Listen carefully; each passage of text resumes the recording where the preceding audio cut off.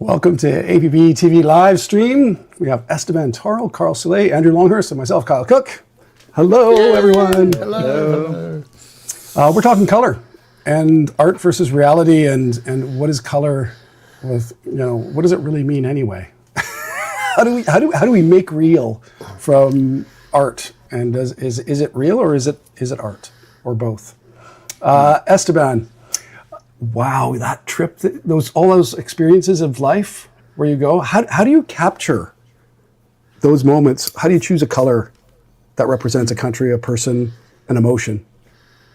Hey, Kyle, and hello, everyone. Thank you for joining in today. That's a really good question.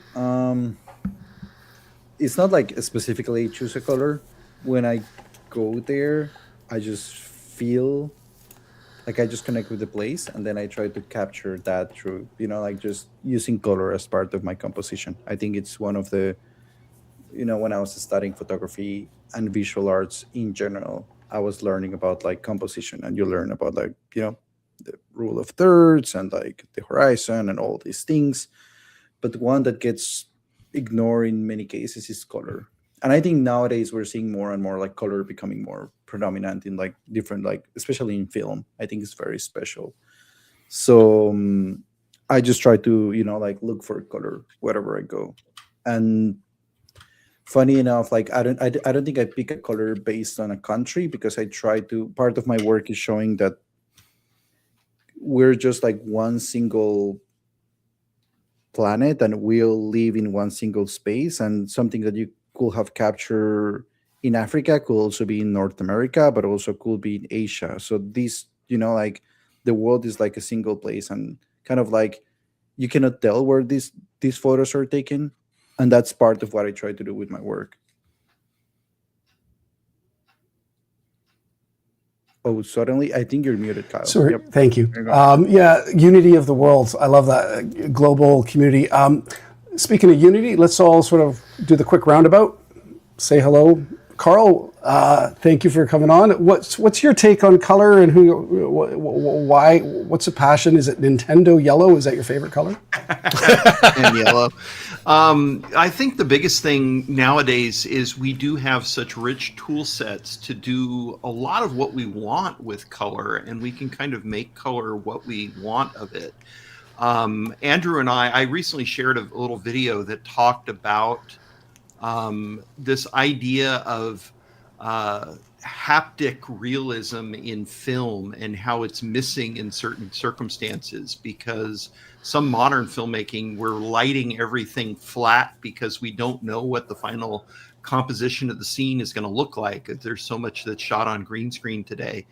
And, this video really got into some language that I had never heard before about this. I think there is a lot of folks will say that some modern films kind of have this disconnected feel to it. And there's a general attitude that like older films feel more real, and there's that push for more realism. And some people equate that to just shooting on 35 millimeter film. And I don't think that's the case. I think it's little bits and pieces and different cues that we come up with that create that kind of disconnection.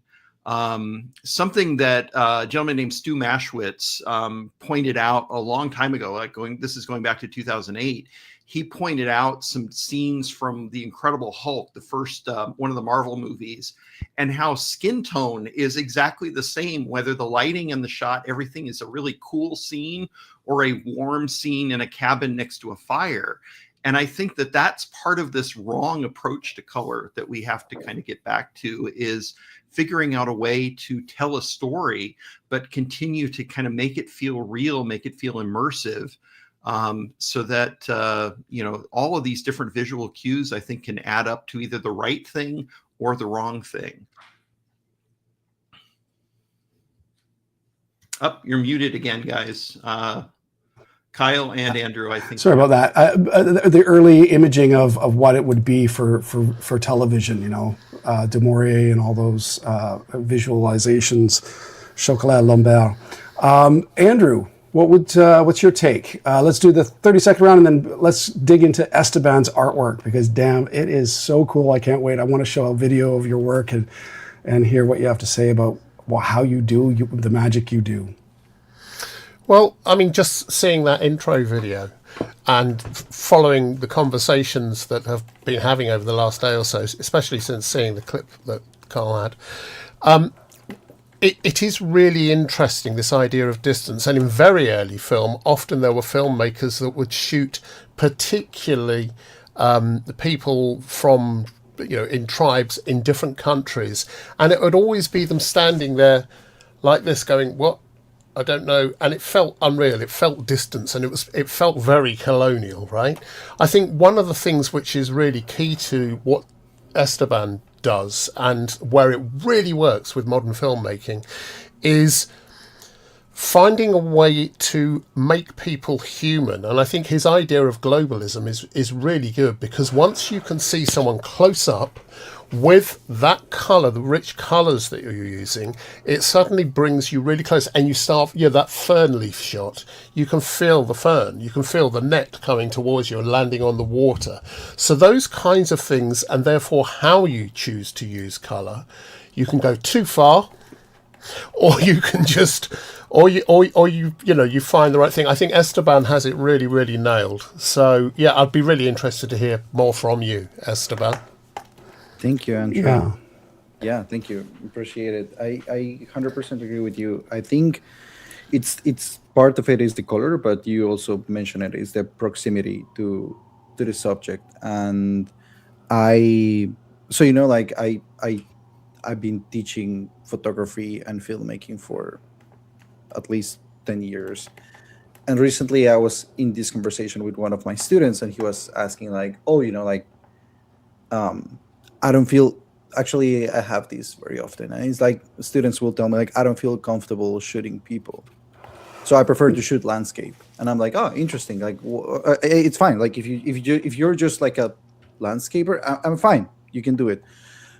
But why are you not interested in photographing people? And many times it's like, well, I'm afraid that they will say no, or that they will get uncomfortable when I am approaching them with my camera. So the first step that people will do is just get a telephoto lens. So they will get the paparazzi lens, and they will just go from across the street, and just you're muted, Andrew, and I would love to hear what you're saying. Sorry about that. The mic keeps getting switched off. I was just saying that shot there, just of the guy standing with the cattle on what's obviously African velvet. You could feel the heat coming off of them, and the texture of their hides as he's standing with. You could almost smell the dung, right? Yeah. That shot is just flipping brilliant, and you can see all the way to the back. It's not had, that's a great shot. And that's what filmmaking is. That's a still, but you shot video for all these scenes as well, right, Esteban? Yes, I have. So I'm just amazed that you have the ability to shoot both at the same time, because as someone who's, I'll be hired to shoot video, and then someone says, hey, could you shoot stills too, please? And I'm like, okay. And, of course we have the DSLRs that can shoot megapixels. But speaking of pixels, that theme that I had put together, which was, from photon to pixel to perception.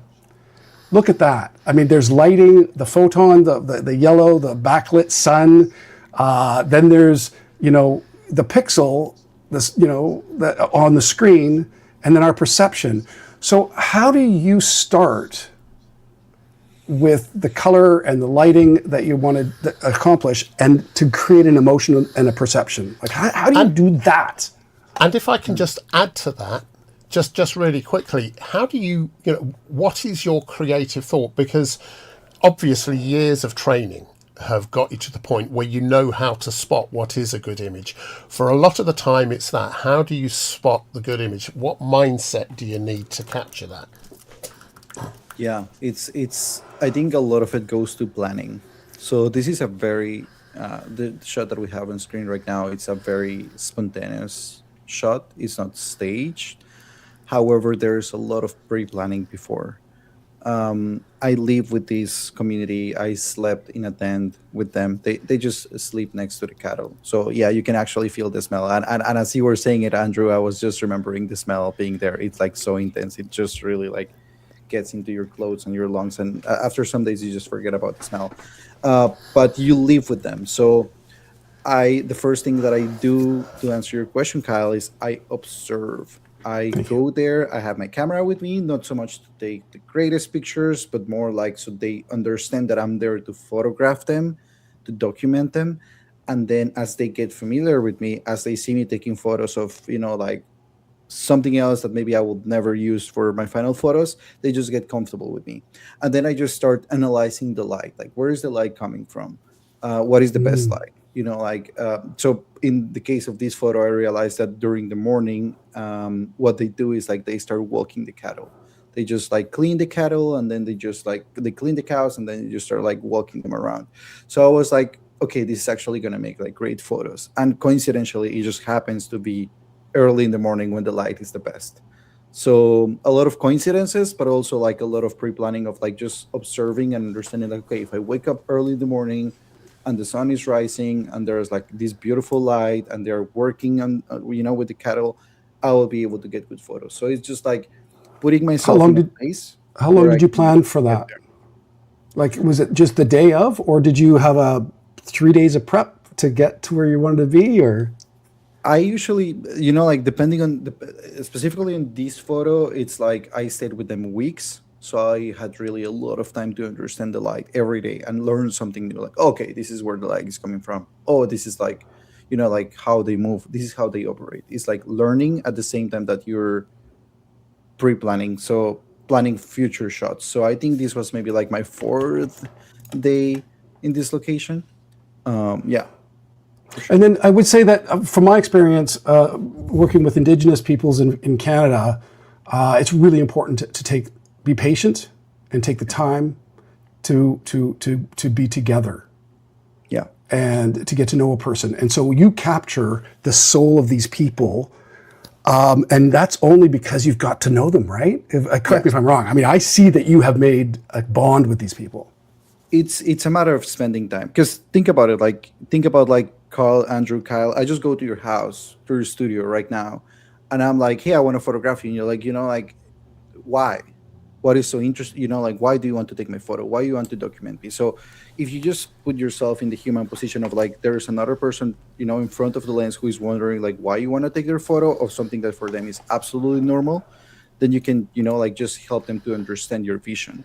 So if I were to go to like any of you or your places, like I would just go and explain you like, hey, this is why I want to photograph you this way, and let me like, and the light is coming beautiful from here, and I will tell Carl like like it's really interesting the Adobe logo we have in the background, and like you have this really beautiful bird that I would love to photograph, and like I will just explain him until the point that he is like, okay, I don't even know what this guy is actually referring to, like I don't understand, but fine, it seems like he knows what he's doing. And it's just in that conversation that I can have access. But hey, many times I also get like, no, I don't want to be photographed. I'm fine. I will pass. And I just, like bring my camera down and respect that. Carl, you're muted, mate. Yeah, I was just going to add, it's that whole idea of getting the person in that relaxed state where they stop posing for the picture and just kind of you can capture the authentic nature of it. Because it's the first thing that people will do. You ask them like, hey, can I photograph you? And everyone will be like, like there's like things like smiling, which you don't see many smiles on my photos. That's intentional. And not because I don't photograph them smiling. I have photos of them smiling, but after they smile and they do like, okay, photo. I'm like, okay, that was perfect. What if you now like just like, like be completely serious? And they're like, oh, okay. This is like the corporate shoot thing almost, in that you got people appearing who have never been on camera before and they're stiff and they are reading from the auto cue, and you just say to them, do you know what, that was perfect, great, we're done. I'll tell you what, let's just, so we've got it, let's just do one more anyway, right?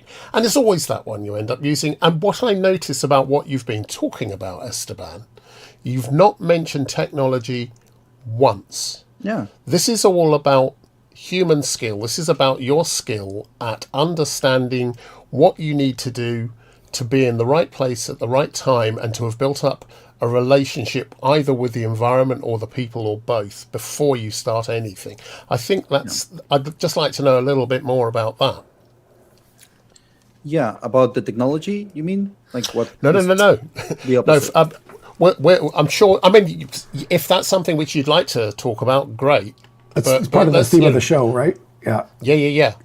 Absolutely. It's really like, like on the human side, it's really like, again, like building the relationships, getting there early. I always love to suggest people like, I love to be the first one to arrive to a location, and I love to be the last one to leave. Because the photo you have on screen right now, I was leading a workshop in Vietnam, and my students were, like we had like a whole morning where we were photographing, and at some point we stopped. We went on a ride on one of these boats, and like it was very, very, very humid and hot that day, and they just went for an ice cream. And they were just like happy eating the ice cream, and I also got an ice cream, and I had my ice cream on one hand and my camera on the other one. And then Where did you get the ice cream? There's like a little shop there, and I was just holding the ice cream with the camera, and I just spotted this shot, and I don't know if I threw my ice cream or what I did, but I just saw this moment, and I was like, like I'm gonna take the photo, because you have to be prepared for like things that can happen in the moments that you're resting. So there is a lot of work involved in like taking these images. So, but the color in this, how did you? Okay, let's bridge that. What Andrew was saying about the humanity, and try to bridge that into the science of color, because that's what Carl has a big passion for. And later on in the show, he's going to go into more detail about the science of color. But how did you get these colors? And were these the real colors, or did you tweak them? It's so funny you ask. Like I teach a lot of like coloring in Lightroom and Premiere, and every time like people ask me like, are these the real colors? And I am super open with showing the raw files, and I show them like, look, this is the original, and they just realize like, wow, it's actually just a couple of like sliders that you move there, like, oh, a little bit of contrast, a little bit of recovering the highlights, a little bit of like maybe recovering the shadows, and it's very local. I don't like to, as much as I love technology and as much as I love computers and being in front of the screen, I don't love to spend more than 10 minutes per shot. If so, like sometimes even less than that. So I actually have it on my website. I think there's like a couple of like images that I have like the before and after, and you can just slide back and forth. I don't remember where it is, so let's not look for it now, but it's somewhere there, and happy to share. And like it's basically like a like a very basic like back and forth. And Kyle, you're muted. And Andrew, you're muted. That's your site there, Esteban. Yeah. So if you want to show us on your site where the before and after, you told yours, buddy. I will have to find it. Let me. Okay, no worries. On your screen, and I will try to find it. Okay, no worries. So, just going back to the technology thing now, you just sort of touched on it, and I think you made a really good point, which is, if you've got the right tools, if you've made the right choices, then, and that's about learning your craft, right?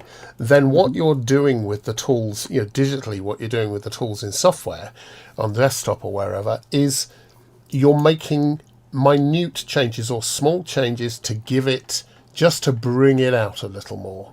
So, because there's a lot of people we see lots of people, especially when they start, they're ramping up the saturation and all the sliders are everywhere. Everything's like a million. So how do you I know you also do a lot of teaching. How do you teach your students how to use things like Lightroom and Prem? What's your thinking on that? Yeah, I think it's like when people try to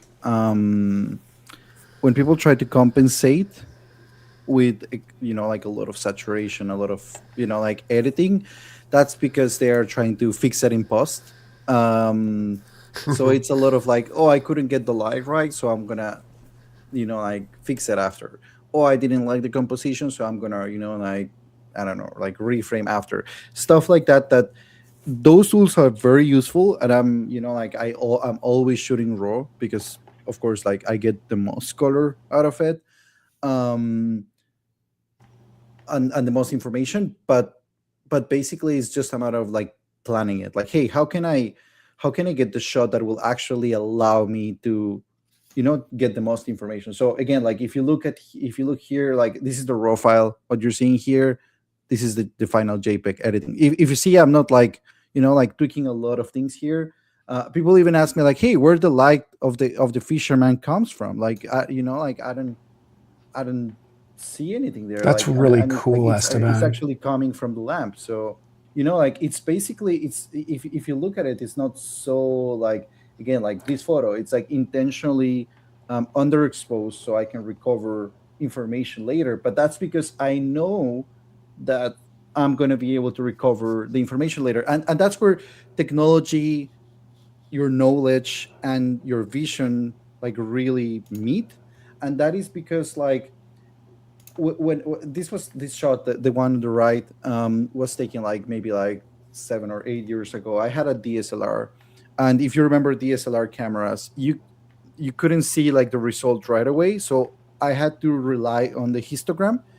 And I remember shooting this scene.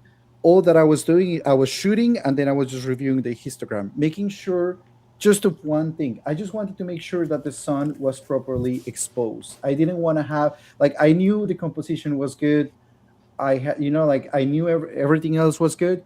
I just wanted to make sure that I was going to be able to recover the exposure here, because I knew the camera, so I knew that I was going to be able to recover those details. So That's so cool. what I was. Esteban, question for you, and I want to see if what Carl's insight is on this, because really, there's the reality of the moment, and then there's the image, and what you see on the camera originally is not the reality, and then you have to come and bring it back to what you thought was reality. And I would love to hear what you and Carl have to say about that. Yeah. So reality is a very, I don't think I tried to capture reality, because, and I think Kyle, you and I talk a little bit about it before, but it's like, when I'm choosing a lens, when I'm picking up the lens that I want to use, I'm already like altering reality. When I'm picking up the camera that I want to use, if I'm going to use my phone versus my, like my super expensive camera that recovers a lot of details, I'm already like choosing like a device that is going to somewhat change reality. So I'm not looking to photograph reality. I don't even know how to photograph reality, because I already have vision, like whatever. Again, like if I decide to frame something specifically and leave something outside of the frame, I'm already altering reality in a way. So what I'm trying to do is just show my vision of the world through my photos. And you can even say like a beautified vision of the world. This is not how we see the world every day. You don't go out and see like this, like these sunsets with like the rays of light, but those exist. Now I just capture it and reinterpret in a different way. That's what I do. Yeah. Carl, how do you do it? Well, I mean, exactly what Esteban is saying. The eye works radically different than most of the devices out there. I still actually have this was the camera that when I was an evangelist, I traveled the world with. It's an old 5D Mark II. I still keep it on my desk more as a souvenir these days. I've moved on to an R5C, but it's no camera records color. Actually, I mean, they capture brightness, and that goes through. I have a great quote from R. Neil Hagen, who's somebody who's well known in the Premiere forums. But if I read this verbatim here, let me try this. He says, cameras capture brightness using imperfect sensors and chips covered with imperfect color filters in a grid over the sensor. And then they compute what color data gets assigned per pixel. No two cameras record color identically. No two monitors can be calibrated identically. So what is real is always a challenge. And then you get the mind into this. So your eye sees one thing, and how the retina picks up color on the back with the different the color bits in the retina that actually pick up color. And then all of that gets interpolated through the brain, which is going to be looking for regions of interest based on millions of years of evolution. So when you're modifying a photo, part of it is doing that. Where is the eye going to? Esteban, that picture of the woman next to the Taj Mahal, by the adjustments that you made were bringing out where the human eye was going to. You're going to the face of the woman. You're going to the Taj Mahal. You're going to the sunset. And the camera is going to always capture that just uniform, flat. And I love the little statement about just knowing the device that you have. I think people grab a camera, they don't really learn it. They go out and try shooting with it, and they don't really get there. They don't really get into the detail of what you can do in the camera, get the right settings for the camera. But yeah, just being able to capture everything without anything hitting the walls. Every camera has a hard limit at brightness and shadow, and knowing how you get everything in the best possible space there so that you can play and tweak, I think is such an important concept for most people. They just, and they don't necessarily know how to get that out of their camera to begin with. I think the other thing which is really interesting is we know lots and lots of people, myself included, and I'm sure all of us, have kit bags full of things that we think we're going to, or we might need, and we rarely ever get them out. But you have them because there will be that one time where you really need that something, that lens, that filter, that extension, whatever. And the same thing goes with software when you're editing. Certainly I find this in Prem, is that I don't use Prem to do all the whiz bang and correct everything to within an inch of its life. I use Prem because I know if there is a shot that I have to have that is somehow broken in a way, I've got the tools within all of this to be able to fix it up. I don't want to do that on everything, but I have got the tools to be able to fix that up. Whereas the rest of it, I want to get it right when I'm shooting, right? Does that echo for you as well? So I love that you're bringing this topic up. And because we're the four of us, and probably like other people who's seeing us right now, we're all technologists. We love technology. We love to understand the latest about the software, the hardware, and like, oh, there's like this new like thing that I can do like one tweak more, and it's such a big changer for us. But for most of the audience, is like I don't even notice it. So it's like we love technology, and I love technology, but I also learn really quick that you need to declutter the amount of technology you have and just have the tools that really serve you. And what I mean by that is, I remember maybe like a little bit longer than 10 years ago, when drones became a thing. So I was like taking my photo camera, I was taking my video camera, because that was the time when the bridge wasn't as good as today. And I was taking, I remember that I love to take like 360 immersive photos. So I had to have like a special tripod with some device for it. And then I was taking my drone. So every time that I remember one trip to Iceland, and I was like facing this incredible landscape with the most gorgeous light. And I was like, do I take a photo? Do I shoot a video? Do I fly my drone? And that was the moment when you had to like set up the drone, and like, like it was like a whole thing. And do I fly drone? Do I take a 360 photo? Do I record some audio in case that I want to make something, like with audio as well? So it was so overwhelming that I ended up doing everything, but I ended up doing like everything wrong. And I don't think that I have really good photos of Iceland. And that moment really hit me hard. And that's when I started decluttering the amount of technology that I will bring with me, to the point that now I intentionally decide like, okay, I'm going to go. So I recently got a Hasselblad, and I've been shooting like with my Hasselblad, which doesn't shoot video at all. And it was panicking me because I was like, what if I need to shoot video? But it's like, actually now I'm more intentional. If I go out, I just take photos, or if I go out, I just take video. One of the two, no more. And that helps me. Am I missing shots? Am I in front of an incredible scene that I wish I had recorded with video? Yes, it has happened. But I don't let the FOMO just like drive my creative process. When I'm working with a team, because I come from a tech background, because I love shooting, I've been shooting for 30 years. I've been editing for almost the same. Yeah, I look young.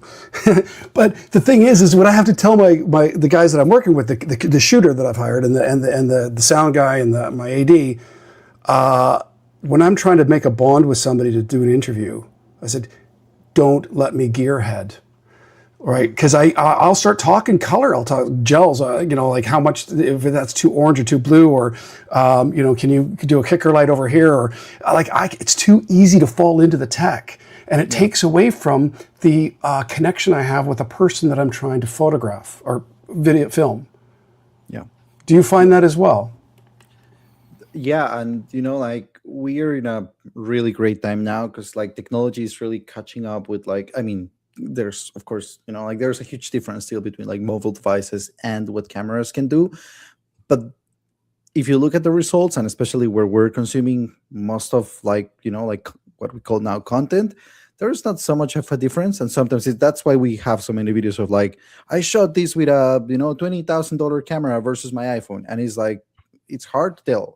I've been in this industry for decades, and sometimes I'm like just like, oh, I can see some artifacts or something like that, but it's really hard to recognize. So what I want to say is like, gear is getting smaller, which I think is wonderful because allows you to get closer to people without intimidating them. So if I go to the streets of New York City and I photograph people, because everyone is taking photos, because everyone is taking selfies and videos, people is more used to cameras, there are less questions. There could be more questions, but also there could be less questions. Like, oh, okay, you want to take my photo? Fine, I don't care. So I have actually found that people is more open thanks to like how accessible it's becoming to just like be photographed. Sorry, go ahead, Andrew. I was just going to say, coming back to the clutter and decluttering thing, I think one of the issues we've all faced as technology trail has grown, and both hardware and software has, there comes a point where what you have available makes your ability to choose to actually to make a choice about what you're doing much more complex and much more, it makes it almost impossible to choose. So almost deliberately limiting yourself to the tools you know best, and then going and doing whatever you're doing, you're going to make decisions really quickly and very clearly. You're going to have a vision for what you're going to be doing, right?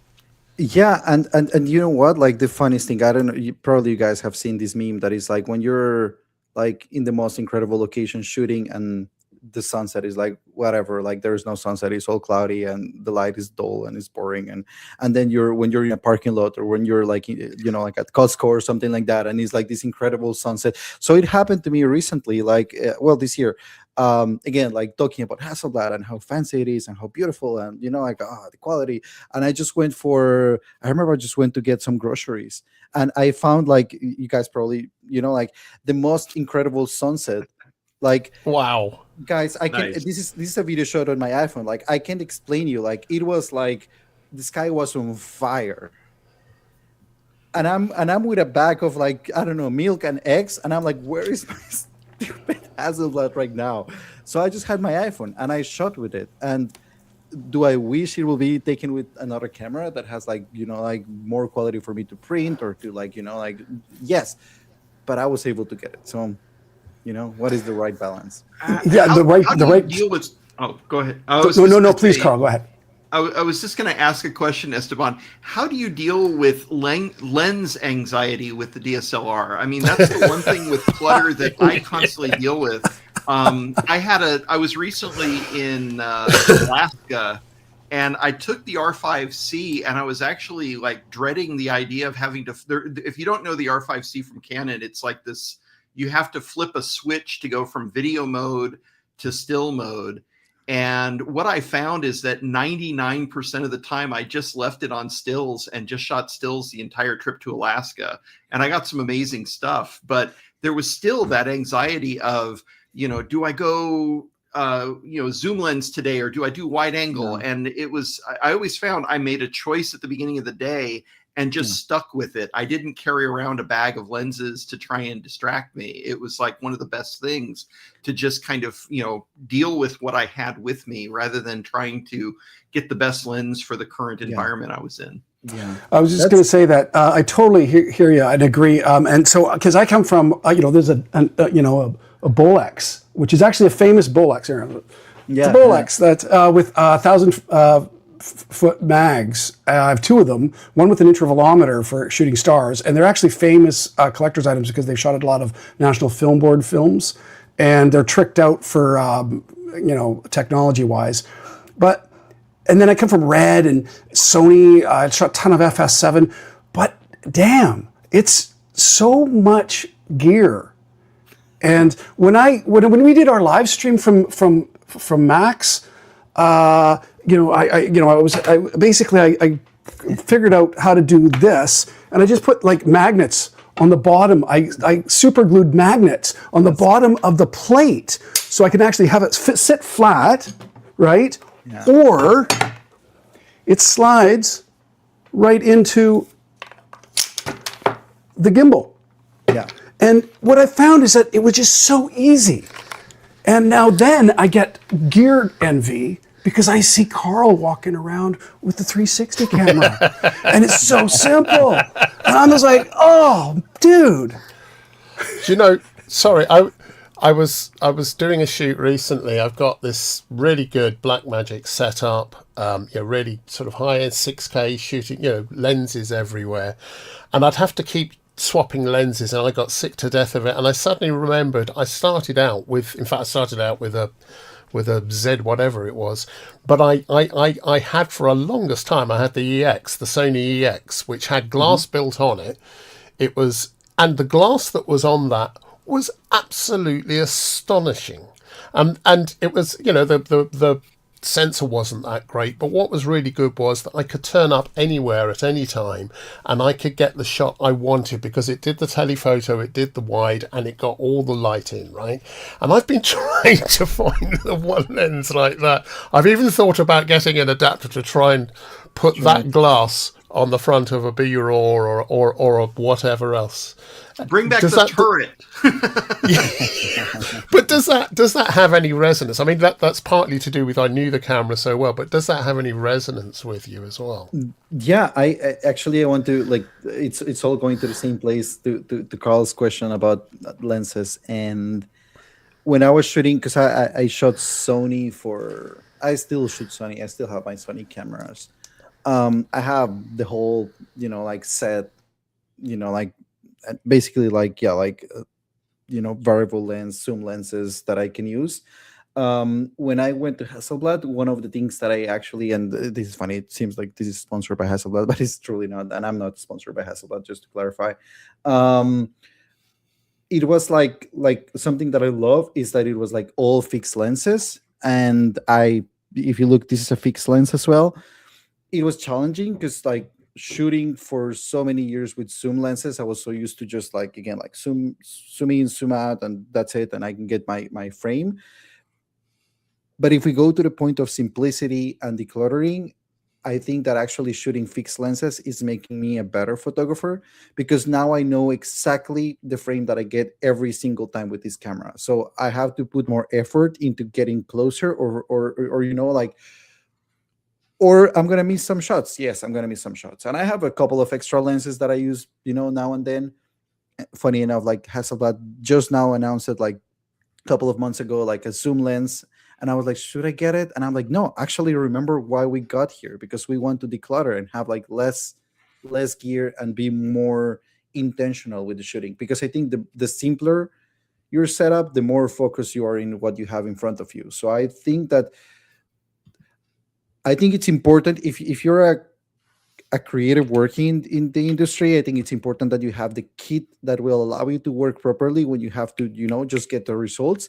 But if you also want to create your own art that is something that means something to you and nobody else, I think it's important to have something that challenges you. And a fixed lens for me is challenging now because of all the experience that I have with zoom lenses. Yeah, but the primes are so much faster, right? As well, and you can get so much more. What I've done with interviews, I've shot a 50 mil. I love a 50 mil because at 1.4, and then what we'll do is we'll actually physically mark the camera position so that we'll get a master from waist up, and then 3/4, and then what we've been doing too is shooting 4096 instead of with a little extra on the edges. So that I can animate with keyframes. You talked about reframing. I'll add a little motion to it, horizontal, but also crop in. But we shoot, you know how you shoot rule of thirds, and it's like that's the perfect, you know, we always want the rule of thirds working for us. Well, I get my shooters to shoot where we're between center post and rule of thirds, so that I can do a crop of a negative frame, right, or a positive frame, and so out of it. Because if you shoot it 16:9 proper with the rule of thirds, I can never do the other crop for intercutting and taking out some of the pauses. Everybody loves jump cuts now anyway, so it doesn't really matter. It's a lot. I think we're just getting to a point where we have so many options. It's like, I feel it's again like when you go to a restaurant and you have like 100 different dishes to choose from, and then you're like, I don't know what to choose. I love simplicity. I love to go to a place where they have the menu with like, this is what we sell. We're excellent at this. Take it or leave it. And you're like, okay, I have no option. That's it. I have a dirty confession to make, which is I always carry in my pocket when I'm shooting a really shitty Russian 50mm lens, which is fixed f4. No, you can just about focus it, but it's that one lens that if you come across something, you know, you're going to have to move the camera. You're going to have to move yourself to actually get the shot, but it always works, right? And you've got to get the light. You've got to get a lot of light in it to get it right. But yeah, so I know exactly what you mean, Esteban. I do. But it's all about technology. We have more and more technology, and that's wonderful. But also, it creates this FOMO that Carl was referring to. I imagine, Carl, you had that in Alaska. Maybe you were like, "Oh, should I bring my zoom lens, or should I bring the other lens? Or but the fixed lens is cool. It's lighter, so I can, like it's like." Oh yeah, every single day, and the only way I was able to get through it all was that idea of picking a lens, sticking to it, traveling light, not worrying about like taking something out and putting something else on the camera. You know, I can tell you many times I've missed shots, and a lot of the photography that I've done has just been unplanned stuff, going to locations without anything really planned. And it's, you miss out because you're playing with the gear and you look up and realize the sun's gone down or something's happened. And, if you can simplify down, it really, really helps, do a few things very well. I loved your example of a restaurant, and I think about like a modern restaurant here in the States, like Cheesecake Factory that has a 45-page menu versus going to Singapore and going to a hawker center that does 2 dishes and does it does both of them incredibly well. So yeah, Esteban, this is a video of you, and because you're running short on time, I know you're already supposed to be a hard out 1:45. So are you okay? Right. Yeah. I'm gonna play. If you don't mind, I'm gonna play a little bit of this because the city inspires me. Beauty everywhere, and it's chaos as well. Living here has definitely changed the way I see the world.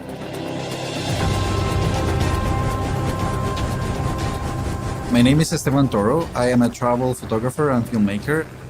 I have been to more than 50 countries. I love to photograph people in the landscape that they live, whatever it is. If it's a city, if it's in the nature, wherever they live, I love to mix landscape and people. The first person I want to satisfy with my photographs, it's me. If I like it and nobody else does, that's great because I'm doing it for me. If in your lifetime you make one single good photograph, you were lucky. Finding those moments, I feel they are really rare. You just have to immerse yourself in that. You have to get involved. You have to connect with the person. To me, it's really important to get close, to understand who is the person, the landscape, or whatever that I'm photographing, and get as close as I can. I love technologies. I really like to have new tools that help me to get my work done. Technology helps me to stop thinking about the tool and how to use it, and more about what I want to do and what I want to say. Honestly, it's just improving my work. That's the power of it. So yeah, and then it goes into the commercial, right? That's true. So you were sponsored by gear, by companies to go and do stuff. How do you do that, dude? That's pretty crazy that you're getting paid to go out, play with cool gear, the best gear, and do your art. like, tell me, how do you do that? Yeah, I feel very fortunate to have been in a position that I can do that. Like I just think that companies believe in the technology they produce, and they just want people to go and try it out, and like really like push the envelope. And that's what I try to do with different machines. I remember, so I was a sponsor by Sony for 6 years. I was a Sony ambassador for 6 years, and that was before I had my that I had before my Nikon camera. My last Nikon was a Nikon DA10, which was a very like chunky camera, heavy, and I had the whole lens set and everything else. And I remember that Sony called me and they said like, yeah, we want to sponsor you. That was early in the day when like Sony cameras were not like what we know about Sony cameras today. It was like Sony was making TVs. So it was like, what? Like, well, I'm gonna use a Sony camera.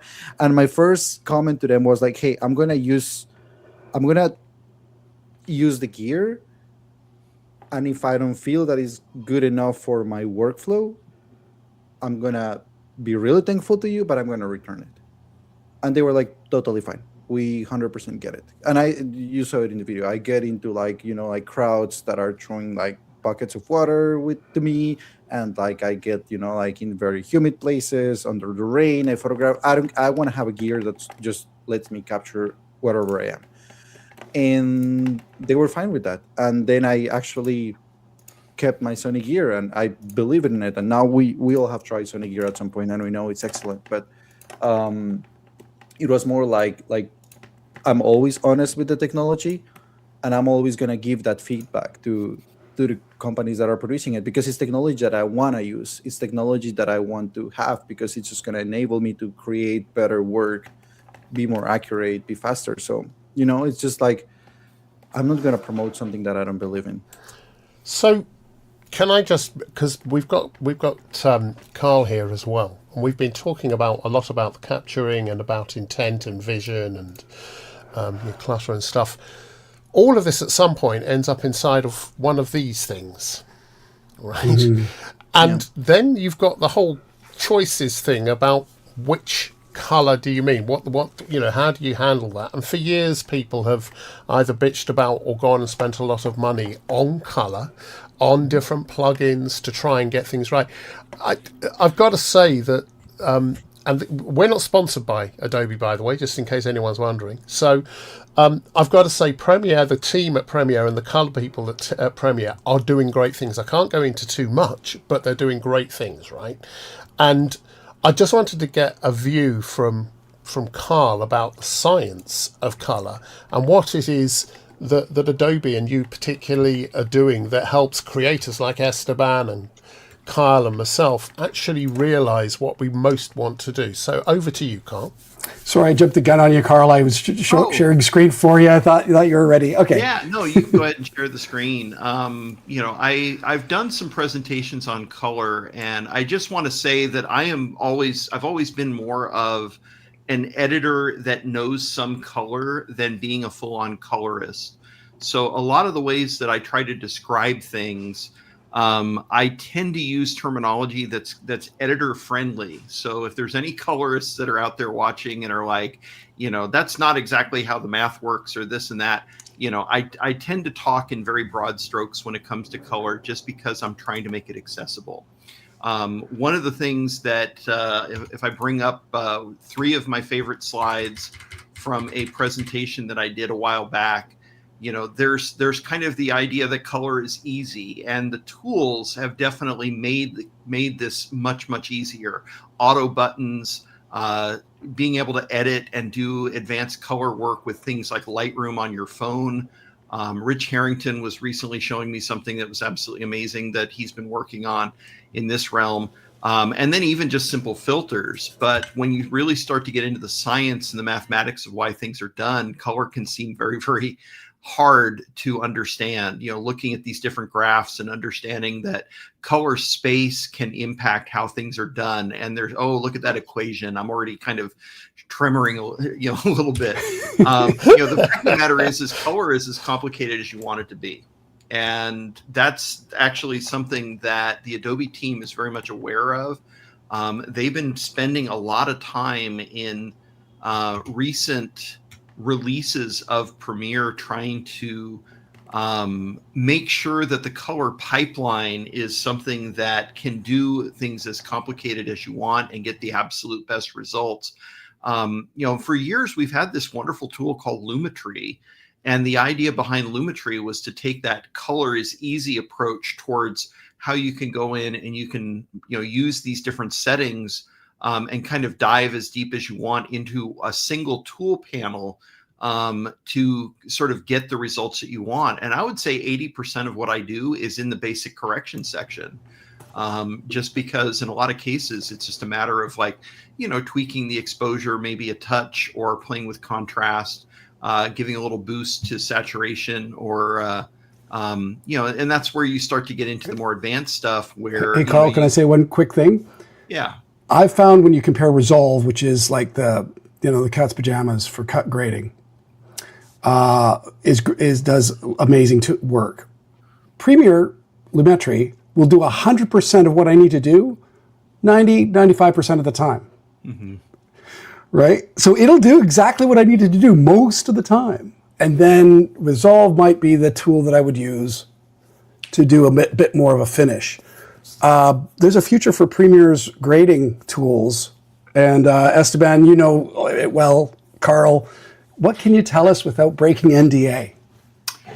Well, all I can say at this point is the latest releases have been really about getting our house in order. And what I mean by that is there's a certain order of processing, and Premiere has been around for a long time. And, this is actually something that, if you dig back into the history of other tools, and Resolve is a fantastic tool out there for color. But what we see is, Premiere has really been focused on a broadcast space for a long time. Resolve had a history in that space as well, where everything was just done in what's called 709 space. And moving into a more modern pipeline and taking advantage of the fact that, like Esteban said, we shoot raw because it preserves everything and gives us a bigger playground, a wider space to play around in. And, you need to have a processing pipeline that supports all of that. And so what's in Premiere today, this is something that we introduced earlier this year, is they have redone the entire pipeline inside of Premiere. You can use it, and by default, we're keeping it exactly the same as it was in Premiere version 24. There's an engineering principle called the principle of least astonishment. The last thing you want to do is upgrade your software and suddenly everything looks radically different. So in the default space, when you're in Premiere, it's going to keep doing the processing the way it's done for years, but there's kind of an order of operations in the way Lumetri works, which is a little bit backwards compared to how you can get the best possible results. And the team at Adobe has been going deep into the code, and they've been changing this color pipeline and introduced a bunch of new settings around that can really get you better results. I don't have time to go into like a full demonstration of this, but really quickly right now I'm working in what's called DirectRec 709, and I'll just turn on a little highlighting tool here to showcase this a little bit bigger on the screen here. This is the old pipeline. This is the way we've been doing things in Premiere for a long time. And these direct modes that you see up the top here represent the old pipeline in Premiere. Where it gets really exciting is we've introduced these new options that are called wide color gamut. And what this means is, in the past, if you were working with log and raw media, you would start with that log media, which has a lot of latitude in it. You can play around with it a lot, but we would immediately convert it into the working color space of Rec 709. And then you would do your adjustments on top of it. And what this meant was you weren't always taking as much advantage of log. It would still look good, but you could easily get to a point where you're pushing the extreme edges, and you need a bigger playground for making those calculations. And that's what wide color gamut does. I'll just give you one quick example of this here. I think it's a nice visual example that you can see right away. In this case, the footage that I'm working with here, this is Canon Log 3 footage. The new pipeline automatically takes the footage and does all the conversions to it. So I'm not having to do any type of LUT management or anything else. We're doing optical transforms on the footage as it comes in. Premiere is automatically detecting log3 and it's doing the right thing. But if I go in and I take the exposure slider and bring the exposure down, because this is log, the headlight should be brighter. It should be doing a conversion to this, where as the exposure comes down, the extra benefit of the log footage should be showing there. And I'm not really getting that. It's kind of uniformly, you know, with the same starting position that the first transform is doing. As I'm adjusting, it's basically already in that 709 space, and now I'm doing the adjustment overall. Let me just go. I just want to check with Esteban on that, because, you know, so Esteban, how are you feeling with ACES workflow, Rec 2020, basically all of this, the wider gamut pipeline? How's it working for you? I think, you know, like the more options just, again, like make me feel more, it just opened the possibilities for me. So now I can decide whether I want to film something really quick with my phone, or if I want to go with something more sophisticated where I can just have more control. And because I love to, you know, like play with color, it's just more options for me. So can we see the wide gamut version? Right. Yes, so, please. You know, and again, keep in mind that this is going through, you know, my computer screen. It's getting shared. I don't have a full understanding of the whole pipeline of how you're seeing things, but I think you can see this pretty well. This is sort of the before. This is the old way that this exposure adjustment would be processed. If I flip into wide gamut mode, you can immediately see on the scopes that headlight is now back in the brightness. It's keeping the brightness of the headlight above 90 here on my waveform monitor, and it's just doing a much better job overall. So again, before and then after, you know, and when you're in this wide gamut space, what this is it's basically saying I'm going from log into something bigger than I'm ever going to be able to broadcast or show. So it's a bigger calculation space for doing these types of adjustments. And then at the end of the process, it still is going back into Rec 709, but that's kind of an additional processing step after I make the calculation, after I adjust the exposure. Carl, that's a huge difference. There's project, sequence, and clip. And I think that, you know, some editors are kind of confused by how that all flows. Correct me if I'm wrong. When you say that you're working in that the project itself is in the wide gamut, and then the sequence itself is in wide gamut, and then you're adjusting the clip, is that correct? Or is there something different than that? Not quite. So we don't do color management. You don't pick a color space to play around with on a project level. And that's a very important understanding of the way Premiere works. It's done on a sequence level. And we're doing that based on customer feedback, because nowadays there's more options of where you need to deliver to than ever before. And we're seeing people delivering master files that are in a standard definition Rec 709 space, but then they're also doing a version for streaming, which has to be in a high dynamic range. I don't want to get into too much detail with high dynamic range, but it's probably one of the biggest changes with these HDR modes that combine wide color gamut with higher brightness peak values than we were seeing before. But it's a really interesting space, because we're seeing the monitor technology kind of catch up with what the human eye can do to a certain degree. And from a simple perspective, we've always been using brightness values from 0 to 100. High dynamic range lets you get into brightness above 100, where you're shooting for 600 or 1000 is sort of the target value. And that's bright enough to make the human pupils dilate. If you've seen a modern television demonstrate like something with lightning flashes or fire, you know, it's a really different visceral experience. I think a lot of people are still learning the tools, and they're still like, there's some early examples I can show where it's just like, you know, nuclear fry my retinas kind of experience. We're playing with it, but it's such a cool space to be in.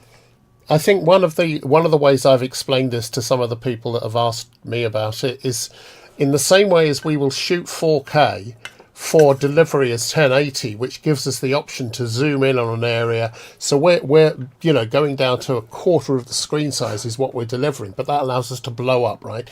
This is the same with this. If you're shooting in HDR, it allows you with the latest tool set to zoom in on the luminance values you wish to use and then deliver it out the door as whatever you wish. So it gives you that entire extended range, but delivers it out at the range you need, which is just it's a brilliant tool. The one little tiny correction. You're 99.9% right. The one thing I would say is, it's if you're shooting in RAW and log, you get that benefit of being able to expand or compress down very effectively to either standard dynamic range today, but those masters can then be converted to high dynamic range later.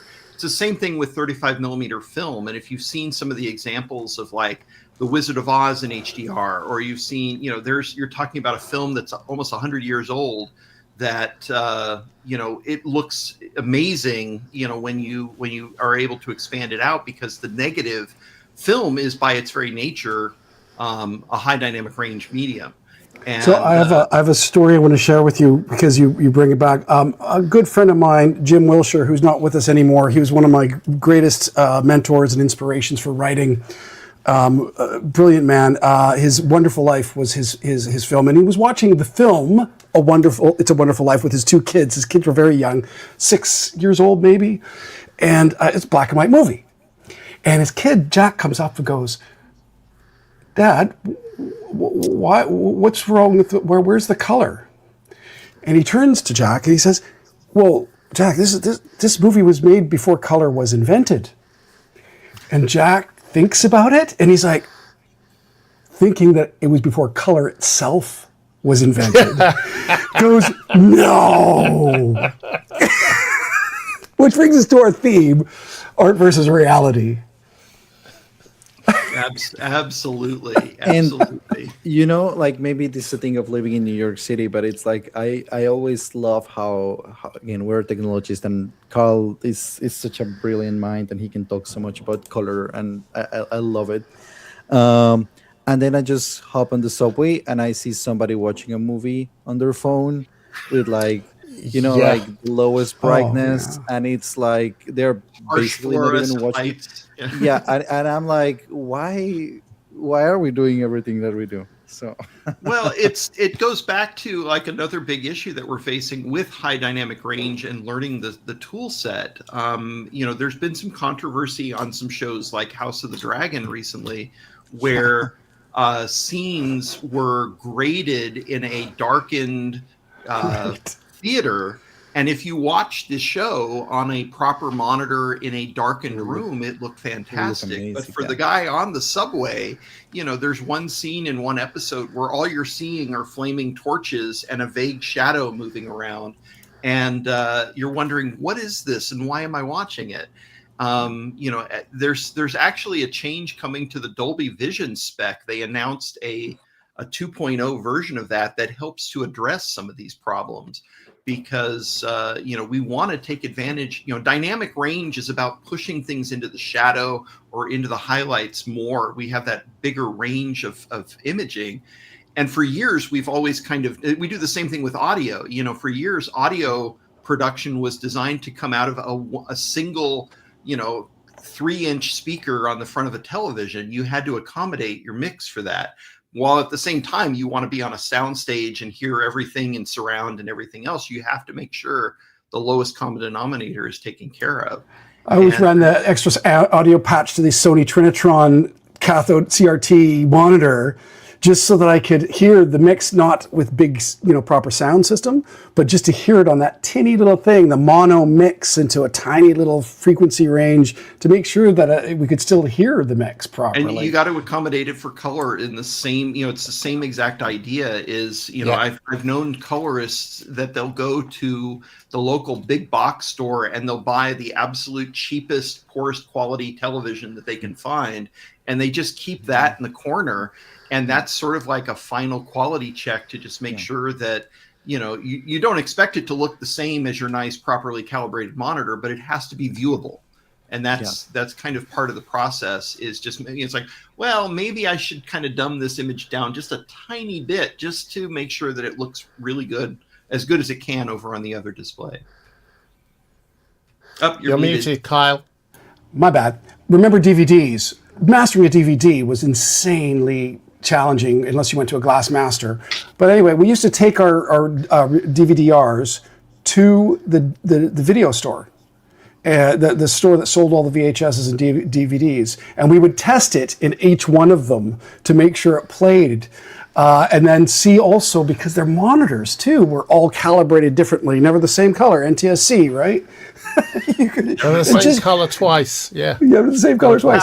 Hey, Andrew, PAL is problems are lurking, so talk to me about color framing issues. So we can get it. Problems are lurking. Well, we could go on forever, but I have to do a quick shout out to our sponsors, if I may. That'd be 1 second here. Yeah, Esteban, you're our sponsor. Yeah. Here we go. So, Digital Anarchy, thank you so much for all your support. It's amazing. You're amazing, helping us out with all this stuff that's going on. Great tool sets, Jim Tierney. Quick shout out to the guys at Digital Anarchy for providing cookies in my Mac session. I just want to, that really went over really well. So yeah. What? Sorry. Say what happened? They provided cookies at Max this year. Those cookies were great. And the cookies were really good. So just wanted to call that out. Our other one is Lucid Link. Here, I'll second. Was that Lucid Link? Thank you so much, Gergana Berwin. Awesome. Appreciate you, Rupert. Thank you for believing in APPE and doing these live streams. We love you guys. In fact, all of our post-production is. And we were using Lucid when we were doing the live stream from Max. It worked really, really well. Mm-hmm. Yeah, we do a lot of relying on it internally for monthly reports and things like that. We do a video report internally, and it's actually cut by John Barry, who's based in Melbourne, Australia. And there's the only way we could do it is with Lucidly. So. Yeah, it's crazy. I look at my laptop and it's got a petabyte of storage, virtually. So thank you, Lucidly. Thank you, Digital Anarchy. Really appreciate your help. And so let's wrap this up, shall we? Esteban, damn, you are so talented. And I got to tell you, your heart, your soul, everything you do, every image I've seen that you've made is an expression of who you are as a person. That love that you show for when you're with somebody one-on-one. The hug, you give great hugs. And damn, man, I love your creative. Thank you. Thank you so much, and thank you, to the three of you and to everyone who joined today. And I love to, be part of this community. You guys are doing an incredible work for all the creative industry. I love to be part of, see everything that is happening in the group all the time. Happy to be here. Really honored. Thank you so much. And Carl, if it weren't for you, I wouldn't be doing what I do, really, because you invited me to the VIP Odyssey group down for research R&D with users. And man, I got to say, I wanted to talk about Nintendo Yellow because I know it's your favorite color, isn't it? Definitely. I mean, yellows in general, for whatever reason, have become kind of a favorite of mine. I drive a yellow Jeep. I just bought the Pac-Man edition Atari 2600. So it's and it's bright yellow, sitting under my television now. So yeah, definitely, it's an area of interest for me. Guys, I just wanted to thank you so much for making the group such an inviting, wonderful place for people to come in, get their questions answered, and you guys do such an amazing job keeping it on target. I agree. Awesome. I'm going to share the screen on that then, actually. That's why we're here, right? Adobe Premiere Pro editors. Thanks, guys. Members, you're awesome. We're doing it for you. Yeah. And that's it. Personally, right. I think, I just want to thank you both as well. Carl, you've got the best beard of anyone in the entire universe. That is true. And Esteban, you're just ridiculously good looking. You're almost as good looking as Kyle. And Carl. But I am the eye candy. So listen, thank you so much for giving up your time, guys. Really. Yeah, appreciate it. Yeah. Cheers. Next time. Thank See you, you out everyone. there. Be creative. Ciao. And branding now. Whoop. And